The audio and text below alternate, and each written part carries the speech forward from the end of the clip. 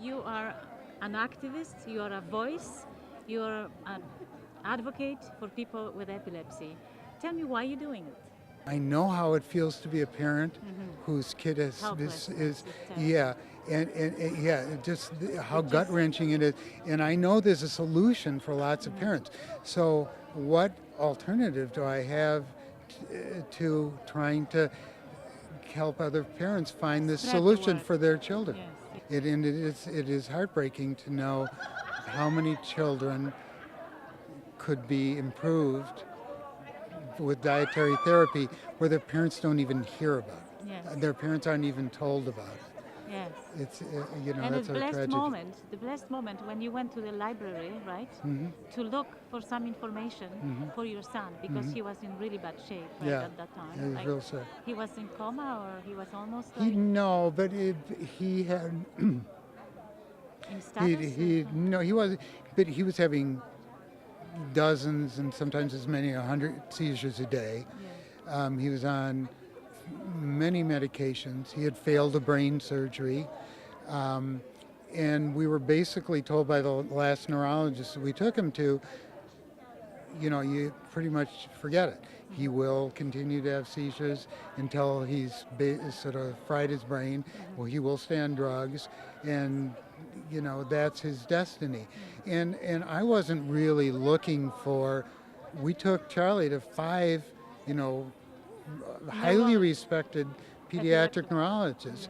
And they all told us the same thing. It's not like it was one. They all said the same thing. And yet the book existed at that time. Already. Yes, the book existed. And interestingly, Hopkins, a year before Charlie started having seizures, published a paper about 53 consecutive kids who they had put on the diet. And some of the worst cases, really sick kids, multiple seizures, multiple drugs, multiple years. And 29% of the kids that they had put on the diet had their seizures go away completely because of the diet. And that was published that was published in 1992 by Johns Hopkins. Charlie started having seizures in 1993, and so it was, that information was hot off the presses, and yet all the neurologists we took Charlie to never mentioned a word.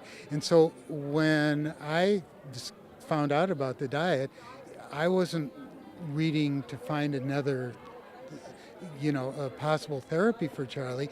I was reading about trying to find a way for Charlie and the rest of us to get through life, knowing that was his prognosis. And I so I started reading, but again, I wasn't second guessing all these famous guys who told us, to write him off. I was, how are we going to go on? And so in doing that reading, I started to read about the ketogenic diet. And once you look in neurology texts going back to 1920, it's a chapter in every book. I mean, it's not like some mysterious little hidden thing. It was well known. It was the first line therapy up until the mid-40s. When kids with difficult to control seizures, that was standard procedure. Put them on the ketogenic diet. But then as drugs started to be developed in the mid-40s, what I say to parents more than anything is trust your instincts. If your instincts are that it seems wrong to be feeding all these medications to your child, trust that. I know that's the avalanche that they run into because prescribing medicines is just what goes on. But if that feels wrong to you, and if your instincts are that's wrong, well, look somewhere else and have the courage to try something else. So one more thing, what is that your program is doing? We're with training dietitians. Yes. Well, at least in the United States, there is an absolute correlation between where neurologists have access to knowledgeable dietitians, they will prescribe the dietary therapy. Where they don't have access to dietitians, not only will they not... Cannot, how would they do it, right? They need the dietitian. They must have a dietitian. And this is a long. So that's what you're doing. You're training Training dietitians. them so that Yeah. neurologists will have access to dietitians and therefore prescribe the diet, because when they do prescribe the diet and when there is a solid keto program at a hospital, the diet works. We know the diet works. It's been working So the research must go on to find out the answers, what the processes that are in the brain, to understand the epilepsy, to understand seizures.